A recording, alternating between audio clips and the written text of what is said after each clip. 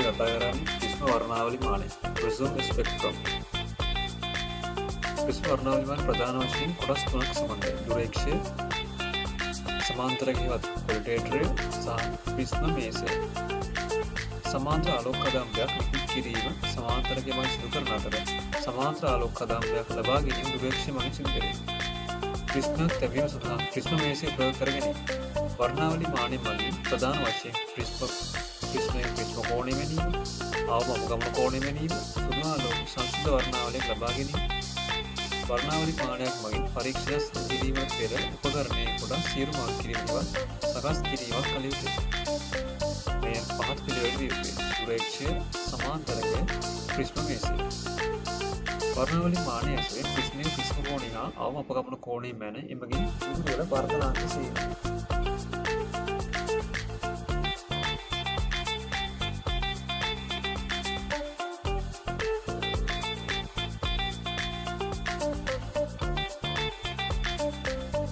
වර්ණාවලි මානය සීරුමාරු කිරීම. දුරේක්ෂය සීරුමාරු කිරීම. උපනත තුළින් බැලූ විට හරස්කාමි පැහැදිලි පෙරණ තෙක් උපනත සකසන්න. හරස්කාමි දෙකෙන් එකක් තිරස්වද අනෙක සිරස්වද පිහිටන පරිදි හරස්කාමි සකස් කරන්න. රීට්‍රේ පමණ ඈතින් පිහිටන බිත්තියක් ලෙස එක් ඇසකින් කෙලින්මද අනෙක් ඇසින් වර්ණාවලි මානය දුරේක්ෂය උපනත තුළින් බලමින් හරස්කාමි බිත්තිය එකවර පැහැදිලි පෙරණ දුරු උපනත එහා මෙහා කර සකස් කරන්න. මෙවිට ඇසට විඩාවක් නැතිව හරස්කාමි පැහැදිලිව පෙනී ඉන් පසු උපනත අතනත වී යුතුයි. දුරේක්ෂය ඈත සිටි ගසක කඳ විත්තිර ධාරය දෙස යොමු කර එහි ප්‍රතිබිම්බය හරස්කාමියට පැහැදිලි කරන තුරු දුරේක්ෂය අවන්ට සීරුමාරු කරන්න. මෙවිට දුරේක්ෂය සමාන්තර ආලෝක කදම්බයක් ලබා ගැනීම සඳහා සීරුමාරු විය යුතුයි. සමාන්තරකයේ සීරුමාරු කිරීම. සමාන්තරයෙන් පිළිසිදු තරමක් පළල් කර ආලෝක ප්‍රභවයේ අසලින් තබන්න. සමාන්තරකය හා එක එල්ලේ එන තුරු දුරේක්ෂය හරවන්න. දුරේක්ෂය හරස්කාමි මත එක් දික්සිදුරේ පැහැදිලි සියුරු ප්‍රතිබිම්බයක් ලැබෙන තුරු සමාන්තරකය සීරුමාරු කරන්න. ඊළඟට දික්සිදුර සිහින්ව සහ දිගවන පරිදි දික්සිදුර සකසා එහි සංවේදක ප්‍රතිබිම්බයක් හරස්කම් මත ලබා ගන්න.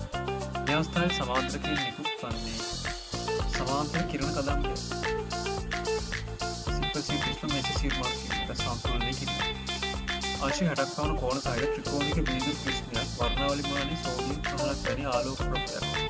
මේසේ සම්තුලනයේ ප්‍රිස්ම ලබන ආකාරය. සමාන්තර දුරේක්ෂය. රූපේ දක්වන පරිදි ඒ ශීර්ෂ මේසේ කේන්ද්‍රය අනන්තය සක්‍රිය ආසන තේමසේ EV ප්‍රිස්ම මේසේ සම්පූර්ණ යන දෙකක් PQ යාගර රේඛාවට ලම්බ වශයෙන් තබන්න. අනුතුම ප්‍රිස්මයේ සමග මේසේ භ්‍රමණය කර ප්‍රිස්මයේ ශීර්ෂය ඒ සමාන්තරකයේ දෙසට යොමු කරන්න. දැන් සමාන්තරකයේ දික්සිදුර ආසන්නයේ ආලෝක ප්‍රභාවයක් තබන්න. මෙවිට සමාන්තරකයෙන් එන ආලෝක කදම්බය ප්‍රිස්මයේ මුහුණත් දෙකින් සමසමව පරාවර්තනය වේ. ප්‍රිස්මයේ මුහුණත් දෙස පියවි ඇසින් බලා පරාවර්තක කදම්බ දෙකට පෙරෙන බව තහවුරු කරන්න. දැන් සමාන්තරකයේ එක් ආලෝක කදම්බයක් AB මුහුණේ පරාවර්තනයේ හරස්කම් වල දික්සිදුර ප්‍රතිබිම්බයක් දුරේක්ෂය තුලින් පෙරෙන පිළිවෙල දුරේක්ෂය විස්ථාපනය කර දික්සිදුරේ ප්‍රතිබිම්බයේ හරස්කම් දෙස සමසේ පේන පරිදි E හෝ Q කුරුප්පු සකසන්න. ඉන්පසු ප්‍රිස්මයේ AC මුහුණේ පරාවර්තක කදම්බය දෙසද එලෙසම දුරේක්ෂය තුලින් බලා ප්‍රතිබිම්බ පෙරසීම හරස්කම් දෙස සමස පිහිටන පරිදි ඉතිරි R AB මුහුණ දෙස නැවත දුරේක්ෂය තුලින් බලා මුල් සැකස්ම වෙනස් නොවූ බව සනාථ කරන්න. හරස්කම් මත ලැබෙන ප්‍රතිබිම්බයේ නිවැරදි ආකාරයේ සඵල ඒ රූප නොවී දැක්වේ. ඒකම C ආකාර සත්‍ය නැත.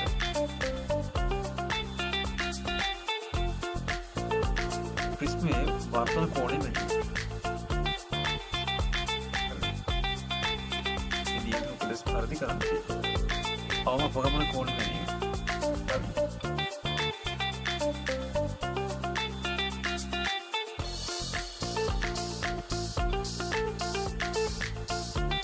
සුදුවා ලෝකයේ ශාස්ත්‍රීය වර්ණන ලබා ගැනීම. තංගස්ටන් සූත්‍රක වර්ගයක් මගින්